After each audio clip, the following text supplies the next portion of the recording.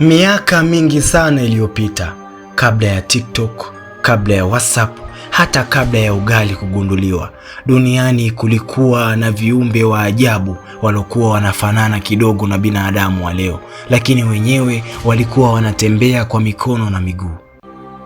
Hapo ndipo story ya evolution of man inaanza.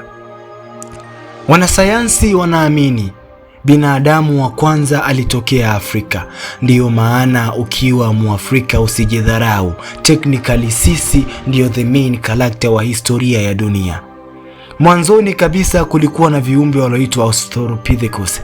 Hawa walikuwa wafupi, wenye manyoya mengi na akili yao ilikuwa bado haijafika level ya kusema good morning class au habari ya sasa hivi. Kazi yao kubwa ilikuwa ni kutafuta chakula na kukimbia wanyama wakali. Maana kipindi hicho ilikuwa ukichelewa tu kidogo simba na kufanya lunch, yani chakula cha mchana. Baadaye kidogo akatokea Homo habilis. Huyu alikuwa mjanja kidogo, akaanza kutumia mawe kama zana, yani ndio mwanzo wa teknoloji. Siku hizi watu wanajivunia kutumia iPhone 17, lakini teknolojia ya kwanza kabisa ilikuwa ni jiwe. Kadri muda ulivyozidi kwenda, akatokea Homo erectus. Huyu sasa alikuwa anatembea vizuri kwa miguu miwili kama binadamu wa sasa. Pia akaendelea kugundua vitu mbalimbali kama vile moto. Hapo ndipo maisha yakabadilika kabisa. Kabla ya moto walikuwa wanakula nyama mbichi kama simba, kama chui na wanyama wengine ambao wanakula nyama mbichi. Moto ulipogunduliwa watu wakaanza kupika. Lakini pia moto uliwasaidia kufukuza wanyama wakali, kujistiri na baridi. Kwa kifupi, moto ulikuwa kama power bank ya maisha yao kwa kipindi hicho.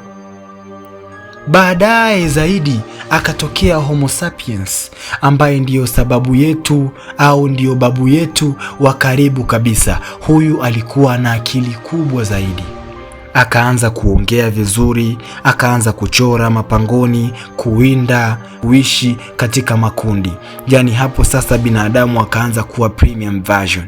Kadri ya miaka ilivyozidi kupita, binadamu akaendelea kubadilika kutokana na mazingira, matumizi ya akili zao. Wakaanza kilimo, ufugaji, kujenga makazi, na ndiyo mpaka leo hii tuna biashara na tunabishana katika comment section kuhusu udaku wa mitandaoni. Hiyo yote ilitokana na yule babu yetu aloitwa Homo sapiens.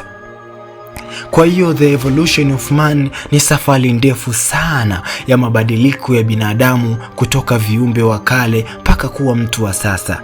Na fun fact muhimu ni kwamba historia yote hii inaanzia Afrika. Inabidi utambue kwamba bila Afrika kusingekuwa na dunia ya leo.